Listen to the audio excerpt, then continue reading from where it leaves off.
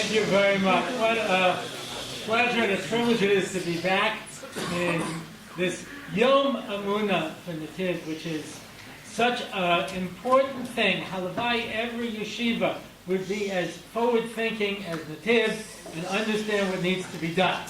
So, I understand there are 60 Shana bad guys, so who have absolutely no enthusiasm. But anyway, that's fine. There are 60 Shana bad guys. So anyway, they have no strength left from learning Yom V'Layla. They can't even clap anymore. It's like, yeah. You know what the worst thing is? When the guy starts to get really front, they don't laugh at a joke anymore. They go, straight.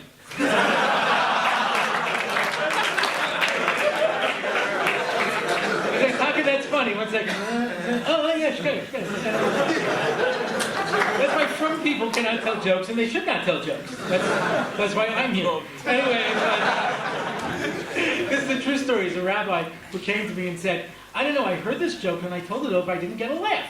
I said, tell me the joke. You might know the joke already, so just bear with me, yeah? This is the joke he was trying to tell.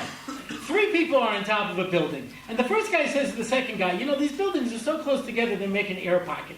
And if you jumped off, the air would carry you back up. The second guy says, that's ridiculous. The first guy says, I'll show you. He falls, he's falling, and whoosh, he comes back up. The second guy says, that's amazing. He jumps, he falls, he dies. The third guy says to the first guy, you know, you have a sick sense of humor, Superman. Okay? That's a joke. So the rabbi tells me the joke. He says, Superman's on top of a building with 2 people. But we all know the Gemara. We all saw it as kids. No. The person who is mitzvah, who's commanded to do it, has it better. He gets more reward. Why? Because he's commanded. Why do you get more reward if you're commanded?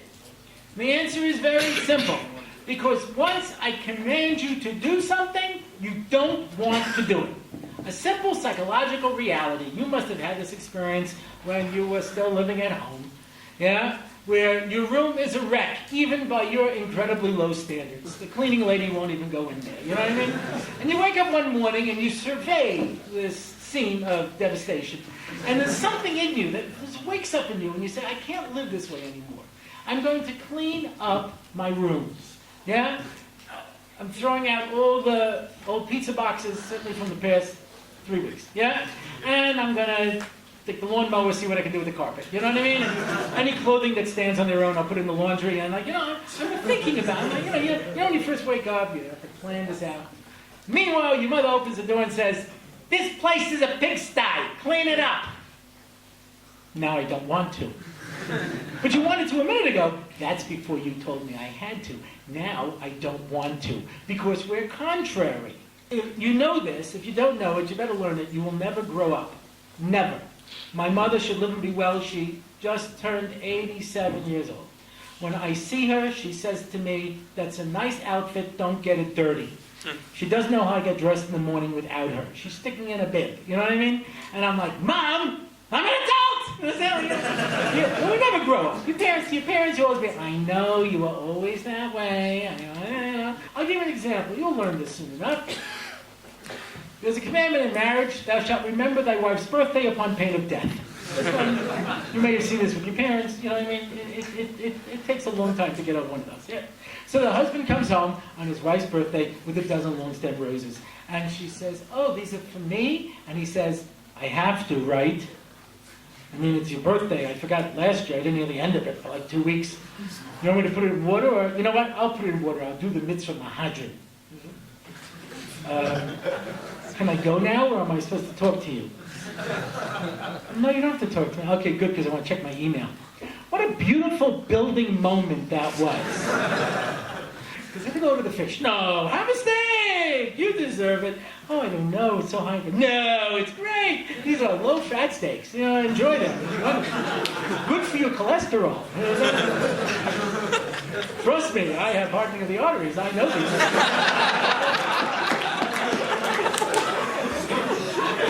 Took for years to get that bypass operation, let me tell you. I worked hard. That's what somebody said to me. Now, you have new arteries, you've got to take care of them. I said, boy, the first one's lasted me almost 55 years. If I lived to 110, wasn't schlecht, you know? Anyway, the doctor's never happy when I say things like this. I'm actually, although it's hard to believe, I'm a shadow of my former self. I used to be much, much larger. And I have a son who's also very large. And whenever you go to a doctor when you're very large, if there's any large people here, you know, no matter what you're going for, they say, well, you know what your problem is. You have strep throat. You need to lose weight. You know? That's the problem. You know, I'm having this discussion with my son. He had broken his toe. You know, we were waiting to go in. So we go into the doctor, you know, and he looks at the toe and he goes, well, you know what your problem is? And he starts laughing. He goes, no, this is very serious, you know. The extra weight puts more pressure on your toes. Fat people's toes are breaking by the thousands. We are here. This is it. At the end of time. At the end of history. Bigger people have said that. Yeah? Everything is coming through. We're in Eretz we see all these nisim and the flows taking place. Yeah? And here we are. And HaKadosh Baruch Hu is saying, you are here now. You're the one that I want. Ahava Rava Hatanu. And the mitzvahs are there because I'm not giving up on you. I believe in you, and I want a relationship with you. And if we reciprocate, then eventually we will reach a point in this world, not when you're dead, where you will feel this light, where you will feel HaKadosh Baruch Hu, where you will lift yourself out of this world. Where the people took them a whole hour to get down from Shemona Esrei. You can have that in your life. And Amir Hashem, if we incorporate this into our lives, then we can live the better life. We can live a life that's a work of art. Thank you very much.